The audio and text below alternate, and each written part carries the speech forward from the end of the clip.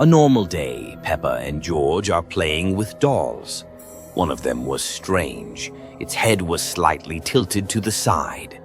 Peppa carefully turned the broken doll. A thin crack appeared on the face of the porcelain doll. Sometimes a small crack is just a premonition of something terrible. The light in the room flickered for a second. At that moment, Evie in the crib flinched and fell silent. She was no longer breathing evenly. Black liquid was dripping from the crack in the doll. Peppa ran to the crib, but it was empty.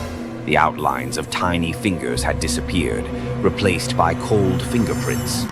A trail of black liquid stretched from the crib to the dollhouse. Horrified, Peppa took George's hand and led him there. In the central room sat the puppeteer, a figure with a porcelain face, but with cracks running all over its body. In its hands was Evie, like a doll, her eyes closed, unmoving. The puppeteer lifted its head and slowly opened its eyes. They glowed red. It stroked Evie's cheek and said, "My new doll." Peppa and George froze as if held by an invisible force. The dollhouse continues to play, even if the players are silent. Doll Evie spoke in a creepy voice. "You are next." White is cleaner. It reveals the truth. Today at school, a new room was announced. Her creator had something in mind. Danny was the first to enter.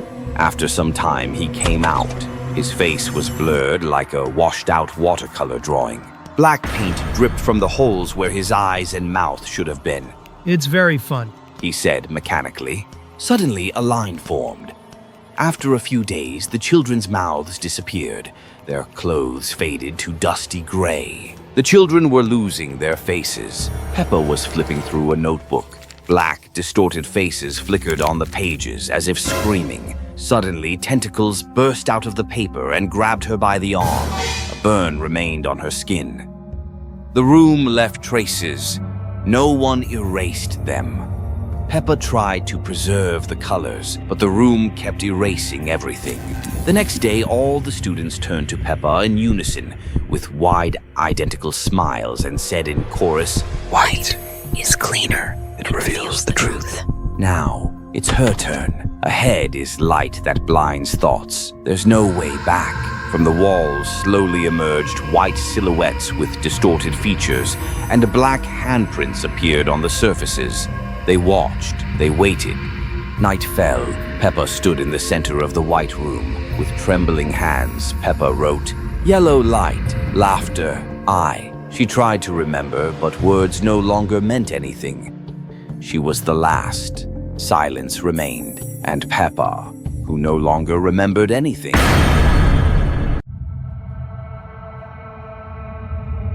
Peppa, George, and little Evie snuggled comfortably in bed. A bedtime story, the perfect end to the day. Peppa's gaze drifted toward the bedroom door, behind which something was awakening. "I'll check the kitchen. Quickly, go to sleep." Said Mommy Pig, but she never returned. "Mom!" George and Evie looked anxiously into the semi-darkness of the corridor. The call of darkness came from there. Peppa took Evie's hand and they stepped forward into the unknown. Dark streams flowed down the walls. Each step could be their last. "Mom, where are you?" And the darkness answered. Suddenly, a splash. Ink began to rise upward. From the droplets, a silhouette appeared, almost reaching the ceiling. A thin body, tentacle-like arms covered with cracks. Two blazing red orbs for eyes. A mouth twisted into a crooked, predatory grin. Black liquid dripping from its fangs. It knows where you are and is waiting for its moment. The monster's tentacles suddenly swept at George and Evie. Peppa screamed in horror, reaching out for them, but her hands passed through the black mass. It doesn't eat, it transforms. George and Evie disappeared into the ink-like mass, and after a second, they reappeared, but already changed. Their eyes were completely black, their smiles unnaturally wide, their skin gray. Now they are his servants. "Play with us, Peppa." Suddenly, from the depths of the corridor, Mommy and Daddy emerged, distorted, their faces smeared, eyes black, with traces of black liquid in the corners of their mouths. Even loved ones have become strangers, and now she is alone.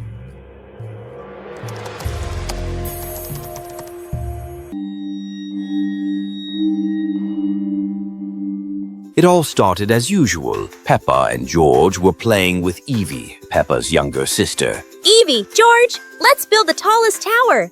Suggested Peppa. Suddenly, Evie started complaining about stomach pain. Don't worry, I'll help. Replied Mommy. Peppa and George looked at their sister with concern. Daddy Pig went to the kitchen for medicine. As he was about to return, suddenly the lights in the room went out. Strange, said Daddy Pig. Suddenly, a huge black hand appeared from the darkness and grabbed him. When Daddy Pig didn't come back, Mommy Pig called Dr. Rabbit. She began examining her, but suddenly black, thin tentacles appeared from Evie's mouth. Help! Screamed Dr. Rabbit as Evie grabbed her and dragged her out of the nursery. Peppa and George watched in horror, unable to do anything. Meanwhile, Mommy Pig went down to the hall and stumbled upon a cocoon made of tentacles, in which Daddy Pig was barely visible. Suddenly, everything went dark again, and a second cocoon appeared nearby, this time with Mommy Pig inside. Now only Peppa and George remained in the nursery. No one could help them. They heard Evie's whisper approaching the door. Evie? Asked a frightened Peppa, looking toward the door. She appeared with a grim smile and completely black eyes, saying, Now you are my toys.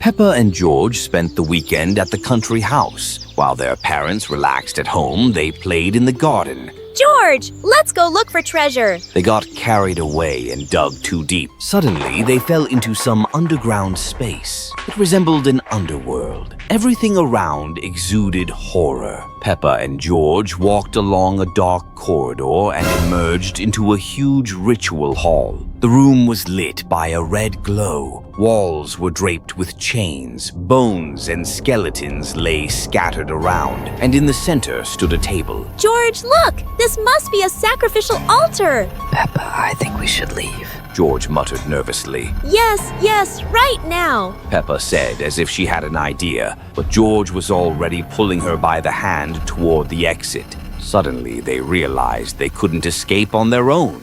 Are we stuck here forever? Don't cry. We'll figure something out. Peppa said, and started calling for help. Their cries brought their parents running. They were furious, but helped the piglets get out. On the way home, Peppa enthusiastically told them about the ritual hall. Her excitement frightened George. Their parents just exchanged glances and laughed. That night, Peppa said, George, I have something special. She pulled a small bone from under her pillow. It was glowing with a bright green light. Peppa, you're going to get into trouble. George warned anxiously, but Peppa didn't listen and happily played with her find. Suddenly, the floor in the nursery cracked open into two parts, and from it emerged a gigantic skeleton with red eyes, a terrible smile, black claws, and red tentacles behind its back. You stole my bone. You will pay for this. It said in a demonic voice. The skeleton grabbed Peppa's hand and lifted her toward the ceiling. Meanwhile, Dad and Mom Pig were sitting in the living room reading books. Suddenly, Evie ran into the room. Bear! Where is my bear, Mommy? Honey, he's probably lost again among your toys. Let's go find him. Mommy Pig picked up Evie in her arms, and they headed to her room. When they opened the door, they froze in horror.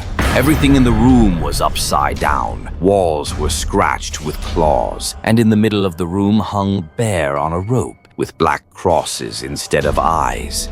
My bear! Sweetheart, it's just some evil joke. Mom said nervously. Suddenly, they heard wild screams from Peppa's and George's nursery. The room was in chaos. George was hanging in a net in the upper corner of the room with white eyes as if hypnotized. Peppa was standing against the wall with black eyes and a creepy smile. She was whispering some spell and scratching something on the wall with a bone.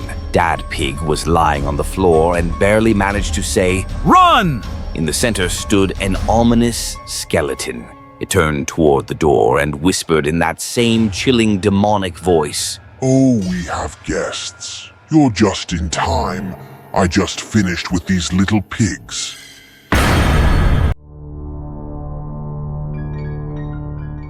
Peppa and George happily jumped in a muddy puddle. When they got home, Mama Pig asked Peppa to go to the attic for a jar of jam. The attic was dark and dusty.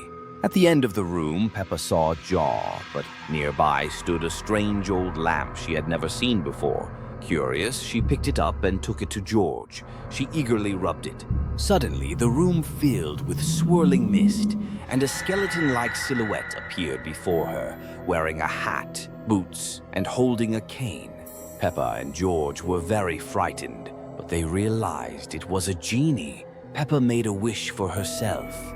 The creature grinned eerily and said, At your service. Meanwhile, Mama and Papa Pig were busy. Mama was making jam and Papa was working in his study. They had no idea what was happening in the nursery. Peppa wished that no one would ever tell her what to do and that she could do whatever she wanted. George, trembling, exclaimed, Peppa, why are you making that wish? Suddenly, the creature disappeared, and happy Peppa ran to tell her parents about her adventure. But when she entered the study, no one was there anymore. The kitchen was also empty. Mammy and Daddy Pig had vanished. Panic seized Peppa. She quickly ran back to the nursery to cancel her wish. When the creature reappeared, Peppa and George were horrified. Their parents, wrapped in thin tentacles, were trapped under the creature's ribs. It grinned eerily. Peppa demanded everything be undone, but the skeleton only smirked. Silly piglet, now you are all in my power. Suddenly, their house found itself in another world where only darkness reigned. Now they were new residents of a creepy lamp.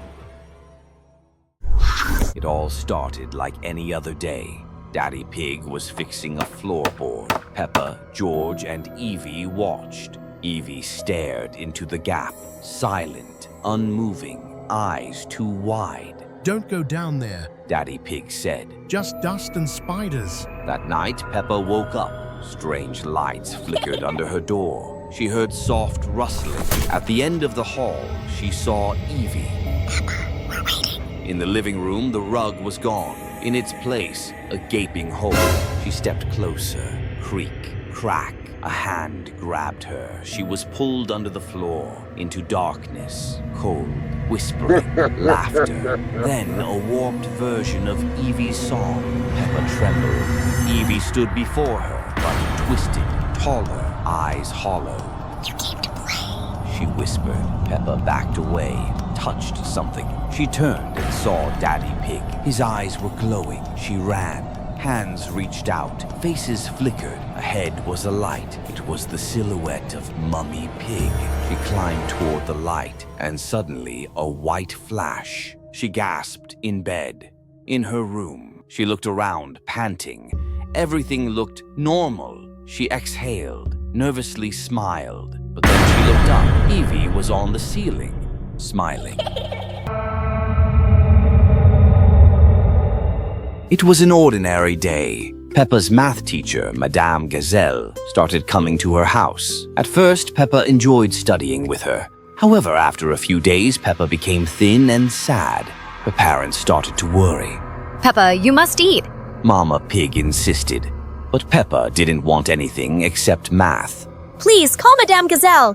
Her parents obeyed their daughter's request. Peppa looked worse and worse. Madame Gazelle sat with her in the room and taught her mathematics. Suddenly, she pulled out a pink stone. Peppa's pupils disappeared, and she floated up as if hypnotized. Math is your life, Peppa, said Madame Gazelle with a sinister smile. Meanwhile, her parents had no idea what was happening. They were sitting in the living room watching TV. What an interesting movie, said Daddy Pig. A few days later, Peppa could no longer walk or talk. Why isn't she getting better? Mama Pig asked, wiping tears from her eyes. One day, Mama Pig saw Madame Gazelle smiling menacingly, holding a stone over Peppa. What is going on here? Shouted Mama Pig. Get out of here, Madame Gazelle! Said Daddy Pig, looking at her with suspicion. The room darkened. Madame Gazelle transformed into a terrible monster that only said one thing. Math will take over the world. Bow to it. A cold wind blew. Everything around turned into a tornado of notebooks and numbers. In the morning, everyone sat at the table with crazy faces. They were solving problems while Madame Gazelle loomed over them as if controlling their minds. Deleted Peppa Pig episode, The Basement. It all started as usual. Mommy noticed that the basement light was flickering. Daddy Pig went to check, and Peppa and George wanted to go with him. Daddy smiled, but he looked strange. The basement seemed very uninviting. Stone walls, a gray staircase, and a single dim bulb swinging overhead. When they descended, the door behind them closed on its own with a loud click. The light flickered. George looked back and disappeared without a sound, without a trace. Peppa ran to find him. Suddenly, doors appeared on the walls, low wooden doors like those in old cabinets. She opened one. Inside was George's old plush dinosaur, stained and dusty. It didn't move, but its eyes blinked. Suddenly, a projector light appeared on the wall. It turned on by itself. The film started playing frames, old recordings, as if from surveillance cameras. Peppa saw herself, but she was in a different basement, standing and looking into the camera, faceless. In one of the frames, there was George. He was shouting, but no sound came out. The camera jerked, and the image cut out. The floor near Peppa began to crack. Black liquid poured from the cracks. It moved toward her, as if alive. Peppa screamed, and suddenly, silence. The next morning, Peppa sat alone in the kitchen. Behind her was the basement, its door slowly opening. Something supernatural was moving toward her, getting closer with each step.